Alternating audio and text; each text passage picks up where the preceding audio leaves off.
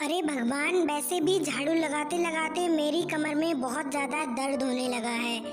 और ये vacuum cleaner लाके दिया है, ये तो एकदम ख़राब है। मैं इसको आज डस्टबिन में फेंक दूंगी।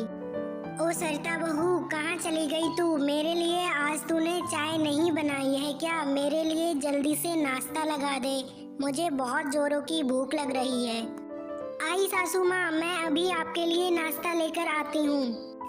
इस बुढ़िया ने तो मेरा बिल्कुल ही दिमाग खराब करके रख दिया है। जब देखो तब नाश्ता मांगती रहती है। सासू माँ, अब आपको घर में एक नौकरानी रख लेनी चाहिए। मेरे पे सारे काम नहीं होते हैं। या आप देवर जी की शादी कर लो, जिससे मुझे एक देवरानी मिल जाएगी और घर के कामों में वह मेरी सहायता भी करेगी। हाँ सरिता बहू, तू एकदम ठीक कह रही है। मैं राकेश के लिए कल लड़की देखने जाऊंगी। अगर लड़की सही होती है तो मैं उसकी भी शादी जल्दी कर दूंगी। सासू माँ से इतना कहने के बाद सरिता अपने एसी वाले कमरे में जाकर सो जाती है। सरिता के मायके वाले काफी अमीर लोग थे, इसलिए सरिता के कमरे में उन्होंने एक एसी लगवा दी थी।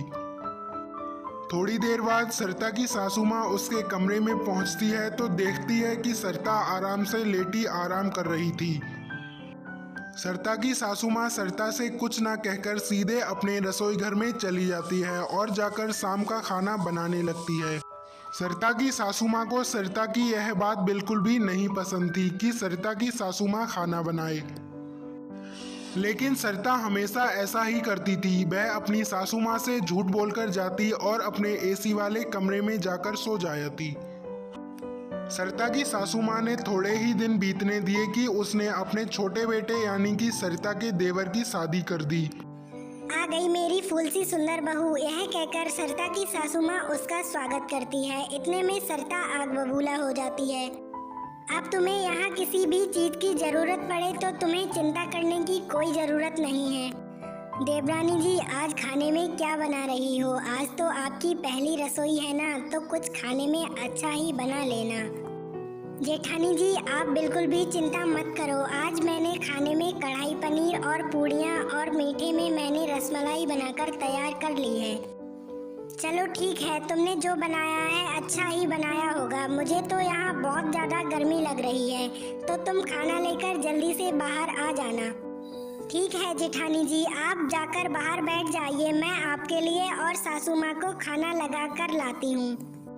लगता है कि आपको पता नहीं कि मेरे मायके में सभी लोग मेरे खाने का बहुत तारीफ करते थे।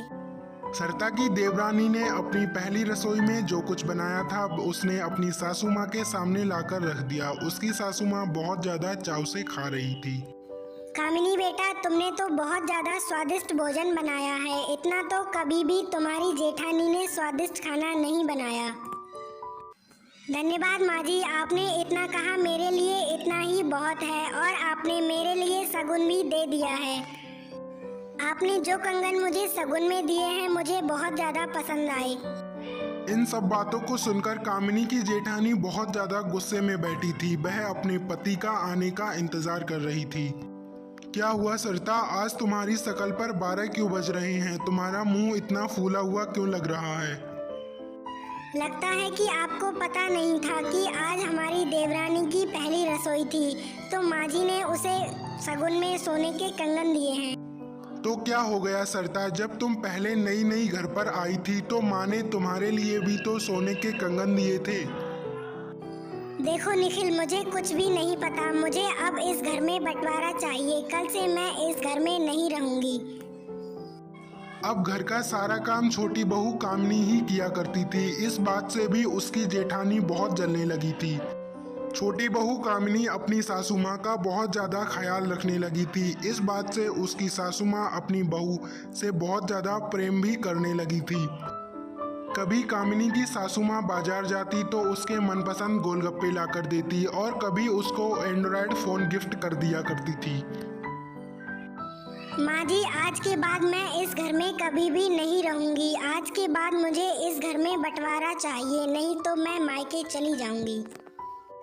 सरिता बहू, इस घर को मैंने बहुत सालों से जोड़कर बनाया है। इस घर में मैं कभी भी बंटवारा नहीं होने दूंगी। जेठानी जी, अगर मुझसे कोई गलती हो गई है तो आप बता दो, मैं इस घर से बहुत दूर चली जाऊंगी और कभी नहीं आऊंगी।